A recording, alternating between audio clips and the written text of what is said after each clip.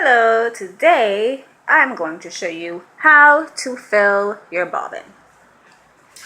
Now, the machine that I am using to fill my bobbin, using my machine, the Singer Classic model number 44S. Now, the only area I deal with to fill my bobbin on this particular model is at the top of the machine, okay? So, to fill your bobbin, you'll be focusing on your spool pin. For me, I'll use the vertical spool pin. I have a horizontal one, but I prefer the vertical one for my sewing. And tension disc, okay? And your bobbin winder, okay? So, 1, 2, 3.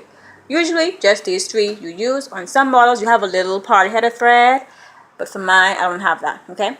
These parts here are for when I want to thread to my needle. So I'm going to ignore those, focus on 1, 2, 3. Okay, so let's get started. Okay, so we have our spool of thread on the spool pin. Now on this particular model, the creators have graciously illustrated how we should wrap our thread around the tension disc. So I'm going to just follow exactly what they had illustrated there. Good. Okay. Now, when you have finished wrapping your thread around your tension disc, now this is really important. Don't forget this part. If you don't, you have a messy bobbin. Messy bobbins results in messy stitching. Okay. So after we go from our tension disc, we now go to our bobbin right away. You thread this. You thread your bobbin before you put it on the bobbin winder. So they illustrate also how you should put the thread in your bobbin. So we're going to go through the center of our bobbin and come out through the hole at the top. Okay. Now, what I like to tell my students to do, as an extra security, wrap the thread a couple of times around your bobbin to make sure it doesn't slip out and be rude and get you irritated. So just do that, just to make sure it behaves itself. Once or twice. If they're really nervous about it, then do it 5, 10 times. But it's going to still fill nonetheless, okay? You don't have to do that, but for first time sewers, I do practice that, okay, with them. So now you're going to put your bobbin on your bobbin winder. Then you're going to move your bobbin winder to the right. Do not try and force your bobbin on the bobbin winder when it's to the right already.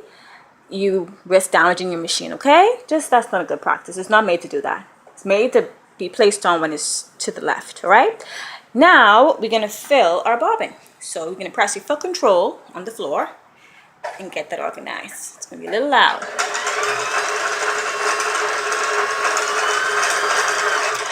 Make sure that it's tight.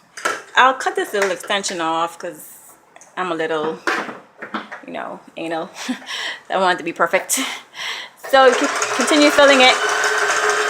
Now your bobbin should automatically stop filling from this little part on the machine, but I find that with this model it doesn't stop. I have to monitor it. Don't overfill, okay? Do not overfill. I like to have like 1/8 of an inch of space between the edge of my bobbin and my thread. You could have less space. It's up to how much thread you need for your practical or your project at this time. And you don't have to hold the thread like I'm doing. That's just a habit I have to control, because I like to have an even distribution of thread around my bobbin. Okay, so you don't have to hold. I'll stop so you don't think that's normal protocol. It's not. I think I'm good. Okay, so when you have filled your bobbin, I like to cut it right away. Move the bobbin winder back to the left. Then remove the bobbin from the winder. Okay, now you're ready to thread your machine.